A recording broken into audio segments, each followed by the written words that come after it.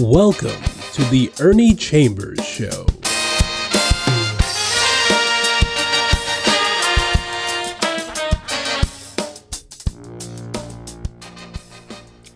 Brothers, sisters, friends, enemies, neutrals. It's another day in another week, and I have a few things I want to say about voting. We as a people, and it involves white people too, but us to a greater extent, we do not vote in the numbers that we should. If you want to know how to attack your enemy, study that enemy, whatever that enemy fears the most, whatever that enemy would like to keep you from having and making use of, is the very thing you ought to run to and grab and hold on for dear life. When it comes to black people in this society, although the Constitution says that anybody born in this country or naturalized, that means you come from another country, you go through the rigmarole, you take an examination, and you gain citizenship. But anybody born or naturalized in this country is automatically a citizen. That does not and never has applied to black people. If it did, we wouldn't need special so-called civil rights legislation, anti-discrimination, laws at the state and federal level which are designed to give to us a small amount at least of what white people can take for granted. Voting is what the enemy, and by that I mean somebody who in a systematic way does things to harm us as a people.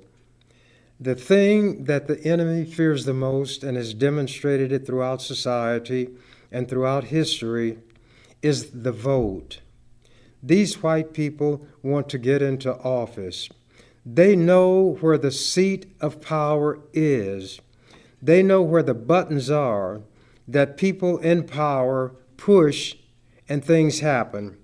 If I'm a big shot running a corporation, I will sit behind my mahogany desk, a high-back chair, look very important, but under my desk, I have a panel of buttons that I can tell which is which just by feel. And they are buttons that are connected to something. There are wires that run from these buttons. And if I push button A, there are screens, there are receptors that light up or make sounds somewhere. And if you looked at all of these different wires that all of these big shot white businessmen have, and you were able to draw a very thin line representing each one of those wires, and take a map of the United States and have all of those wires represented, it would look like a spider who was drunk had been weaving a web, single strand fashion, all over the country, then outside of the country. In other words, they push buttons and something happens. We push a button, and if the doorbell does ring and somebody looks out and sees it's us, they either don't open the door or they slam it in our face. I'm speaking metaphorically now in some instances. White people have not been as afraid of us getting jobs as they are of us voting, because once we get into the company, they can control us. We can go no farther, no higher than they desire to have us go. They can lay traps and do tricks that will justify them in firing us if we get out of line. They want us to be such toms that we can step on the boss's shoe without disturbing the shine. They want us to be such pussyfooters that you could stretch a piano keyboard from the Atlantic Ocean to the Pacific Ocean, in other words, all the way across the United States, and we could dance across that entire keyboard without striking a note. those are the kind of people who make it to some extent if they're of our complexion, of our derivation, because there are some people light enough to, quote, pass, unquote, for white, but they choose not to. They know that somewhere in that family tree, somebody crossed the line. So we have a set of circumstances where that enemy does everything to keep us from having power. Voting is what that weapon is. When there were black and white young people demonstrating around the country after George Floyd was murdered on television, I participated in some of those, they called them marches or whatever they called them, and I did it so that at some point they would stop and I would have a chance to address them. I would tell them, sometimes we'd wind up at the courthouse. We'd be in the courtyard of the courthouse, and I would say, look at that big gray building over there with those windows. Behind those windows are offices. In those offices are politicians. They look out the windows and they see all of these young people here. But your mere presence doesn't bother them. The police will keep you from reaching them, so they fear nothing physical. What they will do is check the voter rolls. Are these young people now registering to vote? Have they come to understand where real political power lies? If the registration rolls don't increase, they'll let you march until you wear holes in the bottoms of your shoes. They give the police a chance to practice their rhythms on your head with a nightstick. They can use various canisters of various chemical substances to get as close to you as they can and squirt it in your face, hopefully from their view, in your eyes. You have the numbers, but they're numbers without power or force. This is a highly politicized society. Politics is the lifeblood of this society, whether you like it or not. There is no other activity where literally billions of dollars are spent and you get no concrete or tangible product in return. All you purchase with that money, or you hope to purchase, is influence. You have influence if you can deliver votes. There are people hired, and their only job is to try to get people to register for one party or the other. So let's say that the message gets through that registering is important. The next thing the politicians will do is see the increase of registered voters because they have access to this information, the numbers. They want to watch the turnout. Do these registered people signify those who will vote? And when the voting turnouts are low, politicians can ho-hum and forget you. In this society, young people like to see themselves as the generation that will save the country. If you don't get some political clout, your voice is a sounding brass and a tinkling cymbal. Nobody is going to listen. And that guy called, or known as St. Paul the Apostle, said in 1 Corinthians, the 13th chapter, though I speak with the tongues of men and angels, and have not charity, which meant love, my words are a sounding brass and a tinkling cymbal. If you register but you don't vote, everything you say is a sounding brass and a tinkling cymbal, and you wonder why politicians won't listen to you when you turn out in large numbers. The power resides in the vote. What your enemy fears the most, what your enemy does the most to keep you from obtaining is the very thing, as I said earlier, is the thing you ought to run to and grasp and hold on for dear life. We as black people have never voted in the numbers that we should. There are people who literally laid their lives on the line and died to vindicate the right of black people to register and vote. White people have always taken care of their own.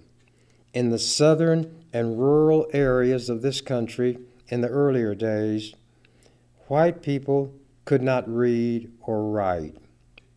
But they would have black people meet the requirement to read and write.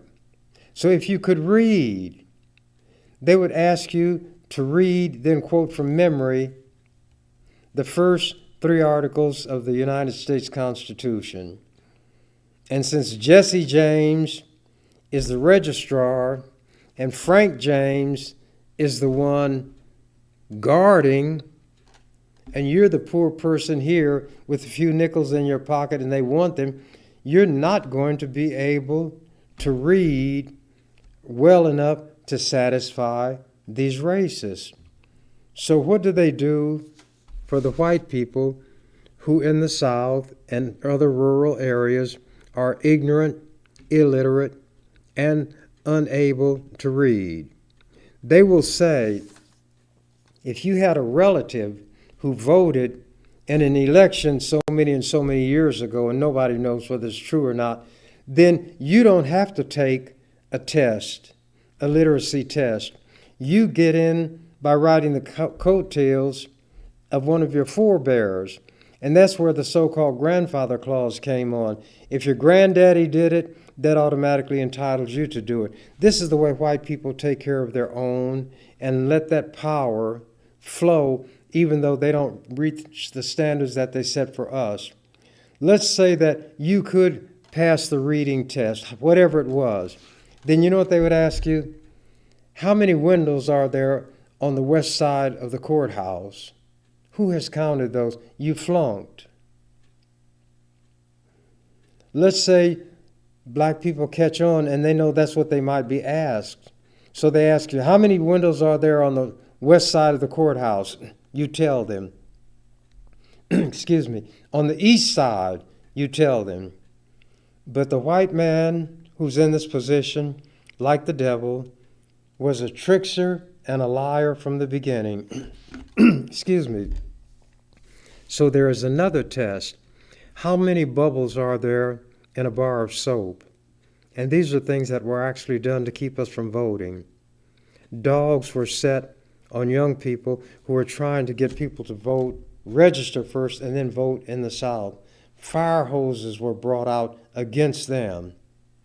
Clearly, violations of human and every other kind of right and even laws on the books. The violence gratuitously inflicted on young black people. You need to know your enemy. Things rocked on. There were certain laws put on the books that would allow us generally to vote.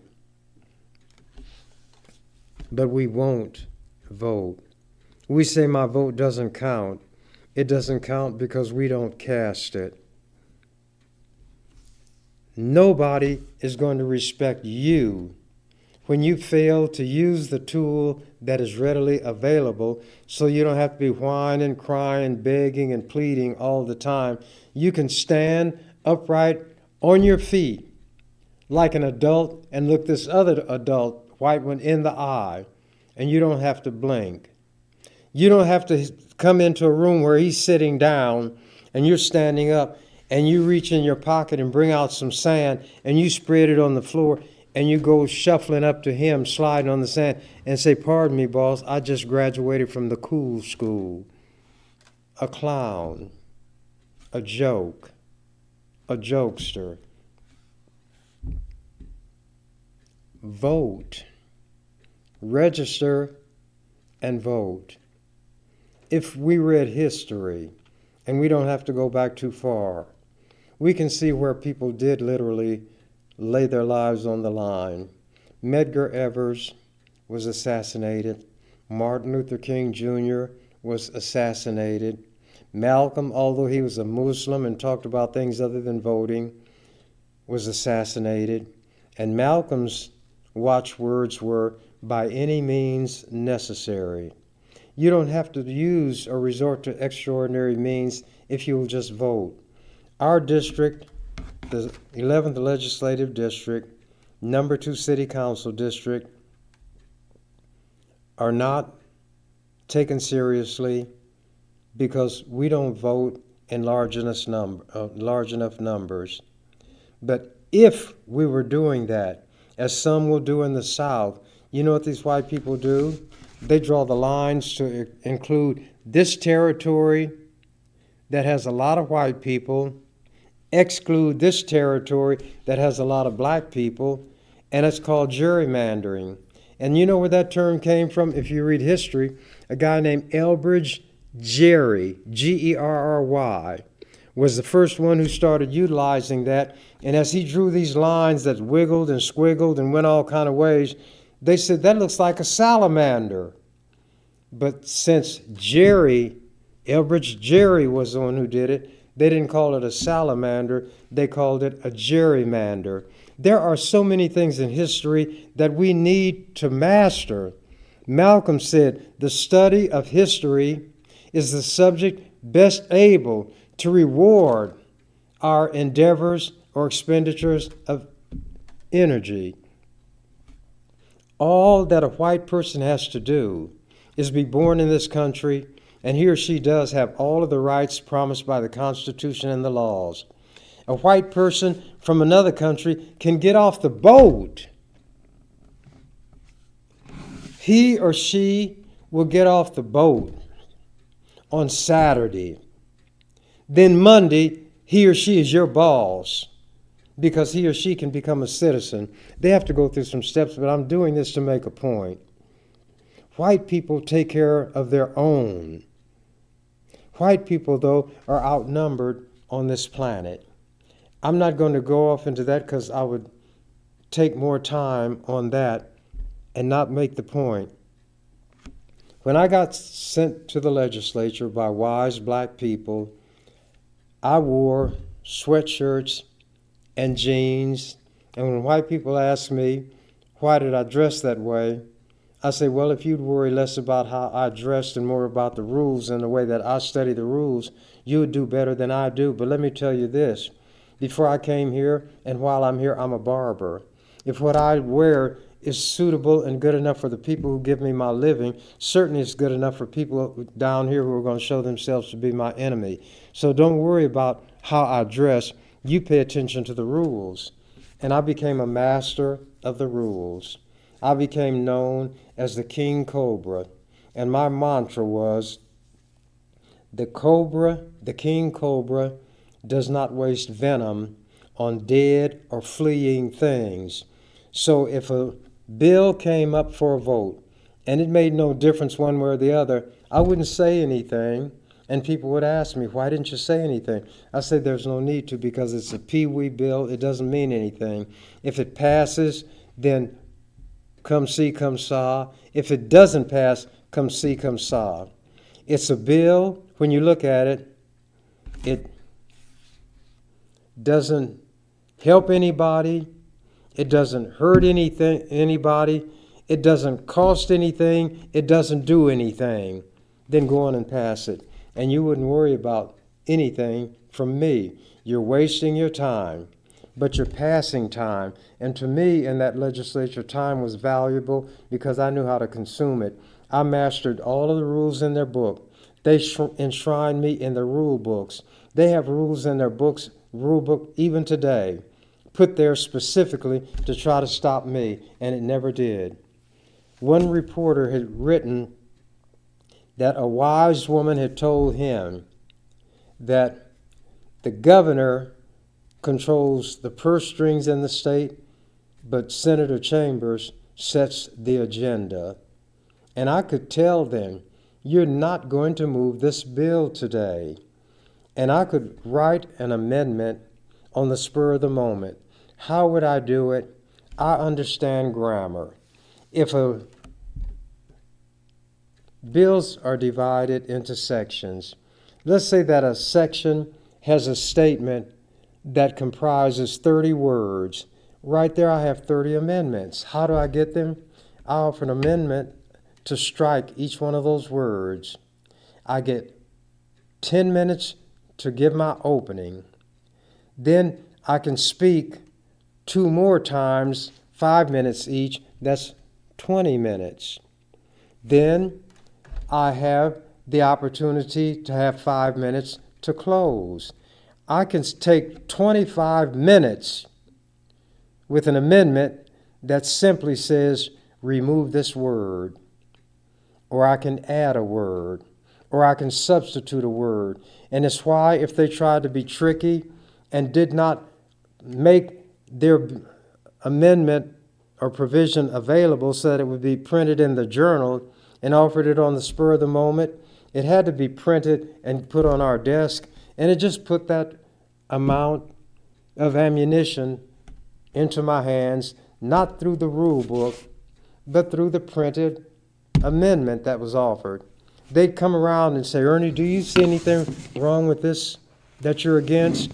And I'd say, They say, is there anything we can do to take away your opposition?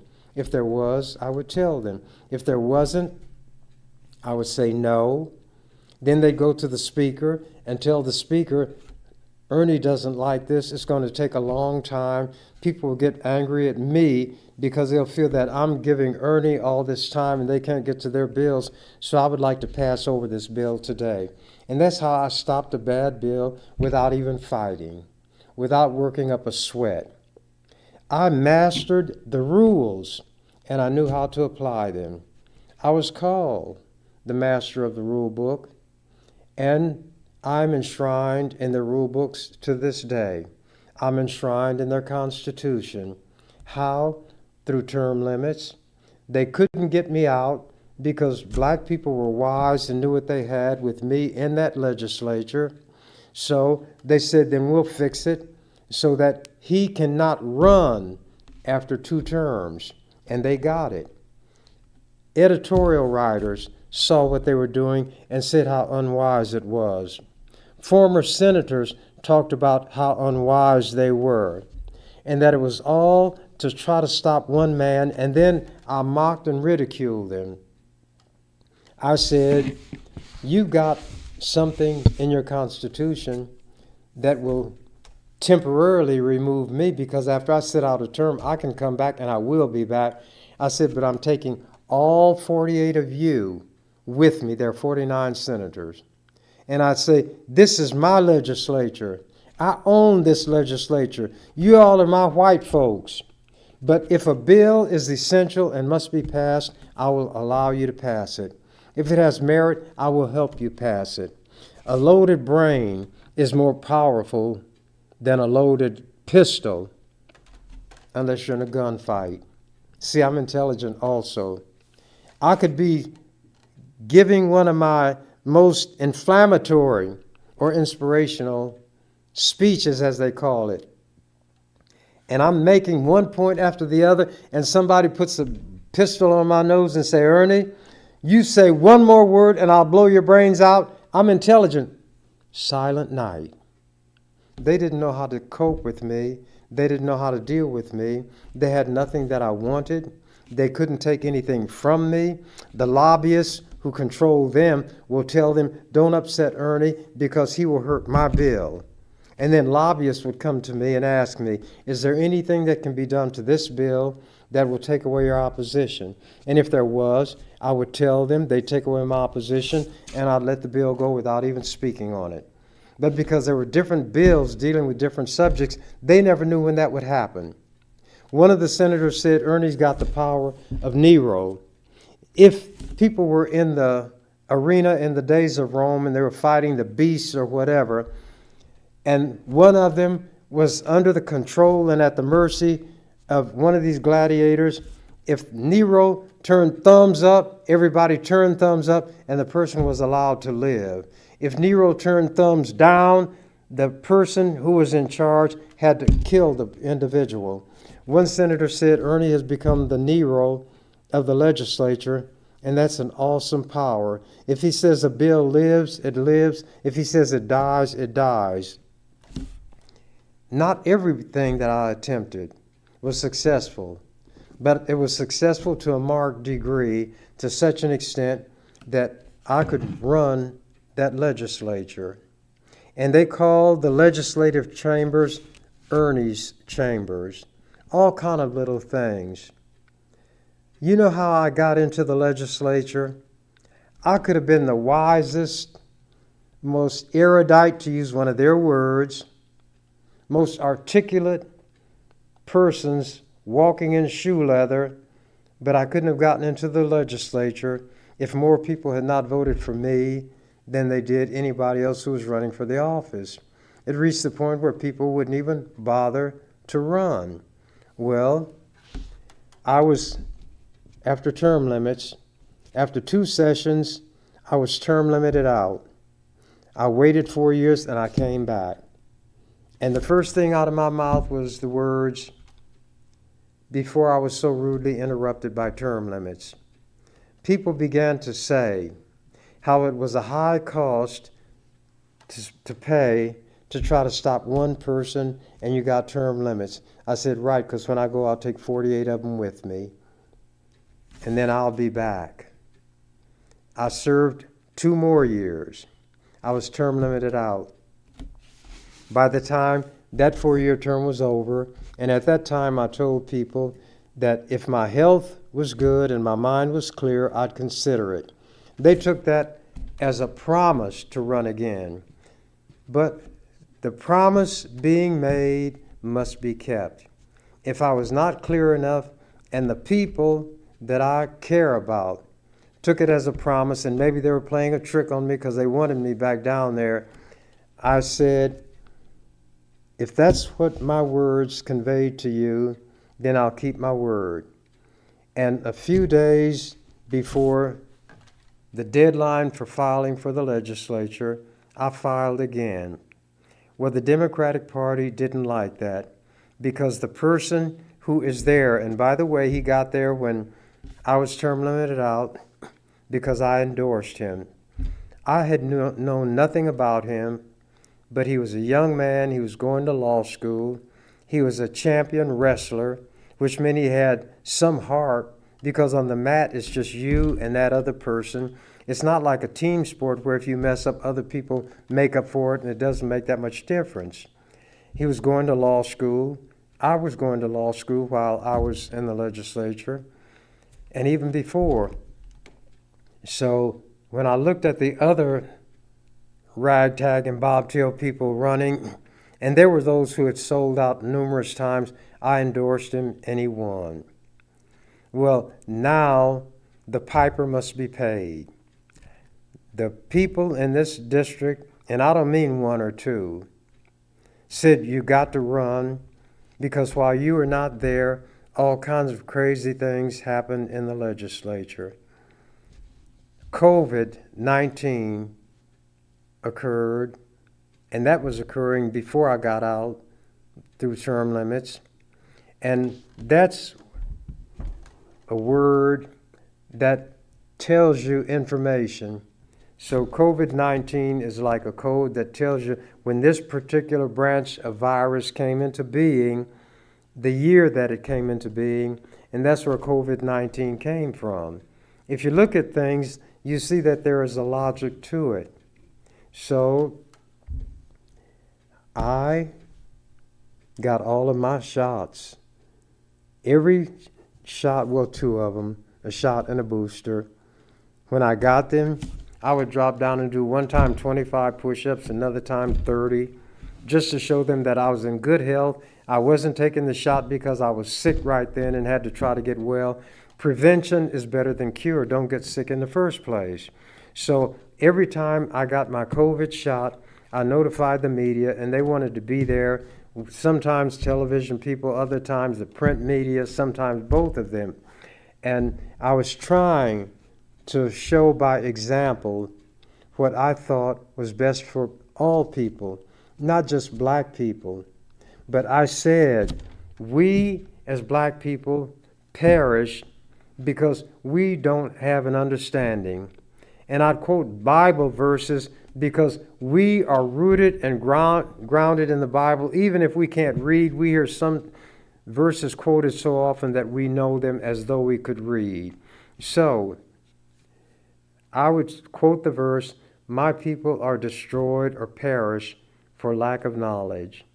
By not knowing and understanding the nature of the COVID virus and the value of the vaccine, we wouldn't get the vaccination. Then when we got the disease, it was almost too late.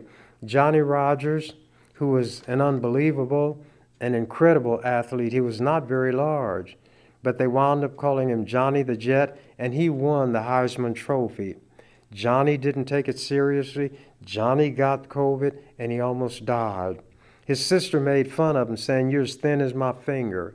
And he talked about it. He survived, fortunately, that he had to get his air, he said, in sips, a sip of oxygen at a time. He had no strength, but he did basically recover. So we ought to listen and take to heart those things that would be of value to us. Don't run your head against a brick wall to demonstrate that you don't think it's hard, and then you find out it's hard. I said knocks your brains out, but you don't have any brains, or you wouldn't be running your head against a brick wall. If you see somebody else run against a brick wall, he falls, another, and you see 100 of them do it, why would you think that you're the 101st and you can do it and you won't meet the same fate? We have to read. We have to study. We have to come to an understanding of the truth. What is my truth? I don't have enough time to go into it today because I took so much time with preliminaries. But I'm going to read a few things about what happened while I was in the legislature. But there are three very important things. We couldn't get people on the city council, the school board, or the county board because they ran at large. That meant when people put their name on the ballot, everybody in that particular political subdivision voted. So we, being a very small minority, never could put anybody on. A couple of times there were black people who the white people felt safe about, so they let them get on the school board. But there was very little they did.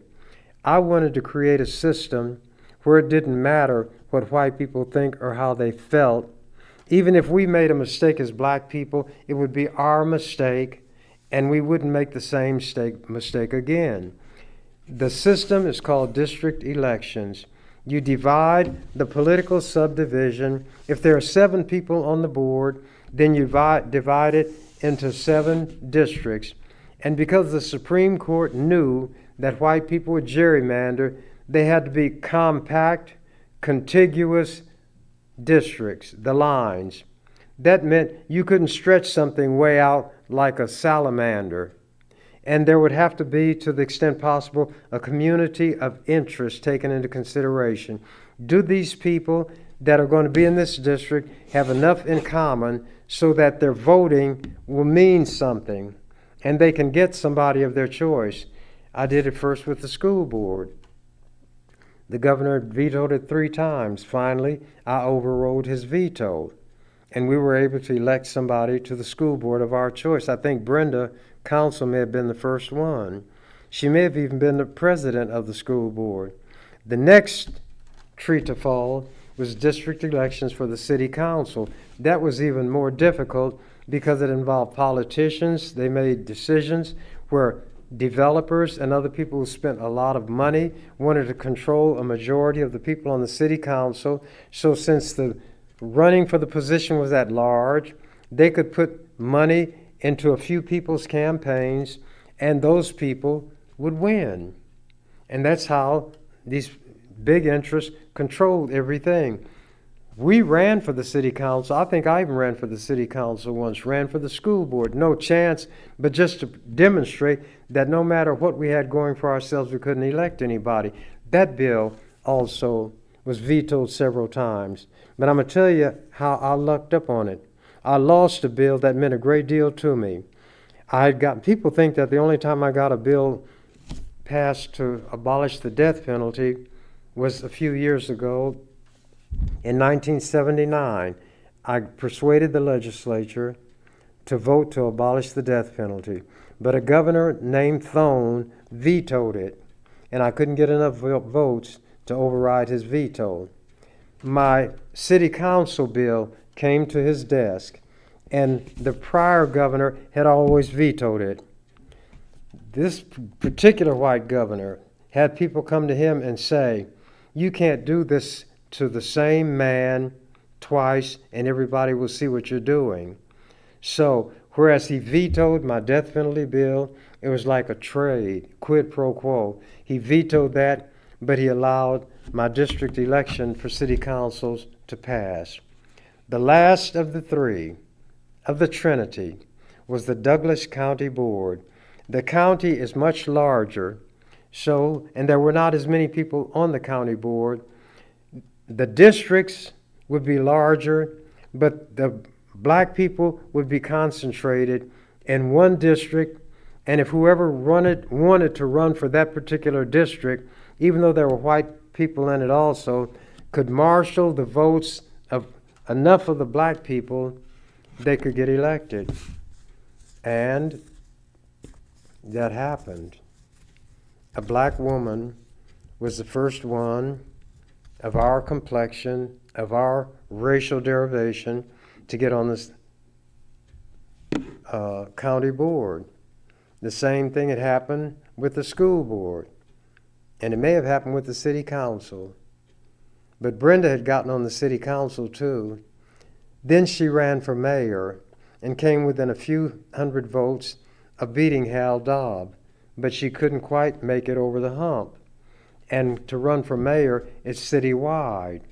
This year, there's a black man who's going to run for mayor against Gene Stothert, and his last name is Ewing. You might know some Ewings who live in Omaha, and I'm going to support him. I told him that. I said, but now, if my endorsing you will hurt you, tell me and I won't mention that I'm going to support you. He said, that's not the way I see it. So I'm going to support him. He right now is the city treasurer. He's the one who handles things like license plates, but not just license plate text, automobile taxes and so forth, but the treasurer handling all the city's money. That's a generalized statement. He has won that office more than once. People have seen him operate. He is very efficient, and nobody has found fault with the way he ran that office. If he wanted to, he could stay there until he qualified for a pension. And his pension would be, I don't know how many thousands of dollars, but a pension is when they give you money for doing nothing after you don't do something or do nothing in office for a while. But actually, Brother Ewing has done things that are of value. He has even made it less of a joke when it comes to the Department of Motor Vehicles. The DMV is everybody's standard joke all over the country. That's the worst place to have to go for anything. But at any rate, he could stay there as long as he wanted to and retire with a handsome pension. But he sees a brighter future that's available for all the people in Omaha. And he wouldn't do things just for black people, but he'd make sure we're not left out. He sees the ridiculousness of having hundreds of millions of dollars invested in a streetcar that starts nowhere and ends up no place, going a short distance from downtown into the county hospital or someplace, or the medical center, Who is going to be going there? And it would justify not only the expenditure of all this money, but the reconfiguring of streets and so forth. So she has shown that she's at the beck and call of a lot of people who have money and not our interests. We don't have good bus service in our community now, so she has all these hundreds of millions of dollars spent to make a streetcar line that starts nowhere and ends nowhere. So I'm going to support Brother Ewing, and that's what we have to learn how to do. So I'm getting to the end of my time, and I didn't go where I really wanted to go. I was going to talk about the Palestinians and what is happening to them at the hands of the Israelis, but how the International Criminal Court is going to issue an arrest warrant for Prime Minister Netanyahu and also the person who is the head of Hamas for violating human rights and the kinds of engaging in the kind of conduct that violates international law. That court has condemned what Israel is doing. South Africa has a matter pending before the UN that would condemn Israel, and now other countries are joining South Africa and asking for the opportunity to put their country in line with South Africa. But here's the irony. Jews were run out of a lot of countries in in Europe, and a lot of them gravitated to South Africa and joined that government in crushing black people under that racist system called apartheid, the most racist, cruel system that ever existed before or since. A bill that I got through the legislature that said no country that does business with or in South Africa can have any investment of state funds. That passed. All of Nebraska's money that was invested in companies, and a lot of companies did business in or with South Africa because it was so lucrative, the return, because the more businesses that supported South Africa, the more it propped up that government, and they were rich. A lot of the Jews that went from Europe went to South Africa and joined these racists in suppressing black people. Then they decided that they'd like to have a country of their own. So, and I'm shortening all this because I don't have time and it's too involved, but they started migrating to Palestine. There was no Israel, but Palestine was a country. It was a nation, and the Jews settled there. And then through shenanigans and manipulations, they, in 1948, had the area where they had stolen from the Palestinians declared to be the state of Israel. It became the so-called Jewish state.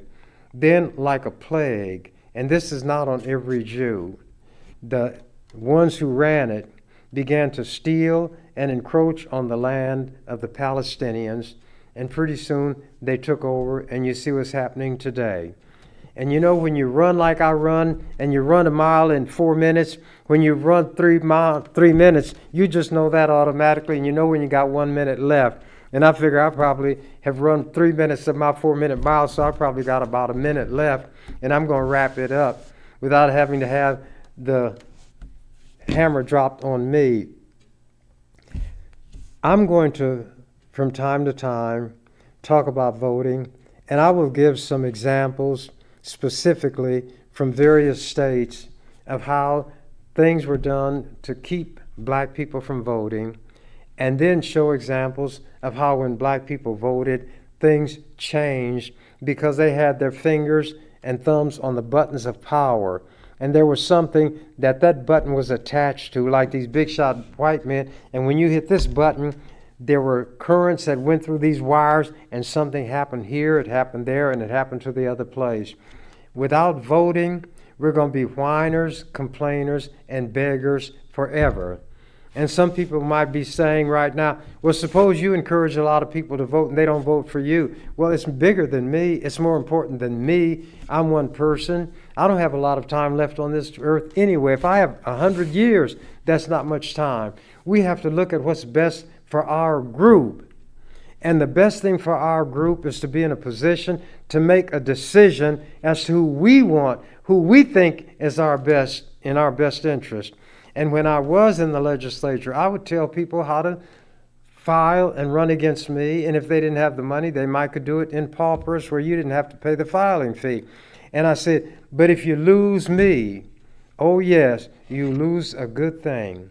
But I wanted the people to be in a position to select whom they chose. I had a history and a record, and from time to time, I'm going to read from some of the things and of the things that I had done. From the time I was arrested and put in jail for standing on the step of the barber shop and looking at a cop who had parked his cruiser in the bus zone while his friend went and got a fish sandwich at the fish house. This cop didn't like me looking at him, so he arrested me and charged me with interfering with an officer. But I can't go through the whole story here because I don't have the time. But those are some of the things I'll mention. The bills that I got passed, the changes that I brought into being, and people thought once they were in place for a while that they'd always been there. So I'll be listing the kinds of things that I did while I was there, and my mind is still clear, my health is good, and somebody can catch me on the street, and if the ground not too dirty, say, Ernie, drop down and give me 25, and I'll give them 25 push-ups. And I'll say, I'm 86. July 10th, I'll be 87. One more year, and I'll have as many years to me as there are keys on the keyboard of a piano. I'm not embarrassed by my age. I'm not ashamed of my age. I think I carry my years well. And if my mind was slipping, I would know it. If my health was bad, I would know it. And I wouldn't want my community to buy a pig in a poke, meaning something that they don't know what it is, but they hope it's good. So my time now is just about out, and I thank you for yours. So I will say what the canary said when he found out that the cage on the door on the cage was open. I'm out of here. You've been watching The Ernie Chambers Show. If you'd like to leave suggestions, email us at ewcfacts@gmail.com. That's ewcfacts@gmail.com. This is an EWC Communication production.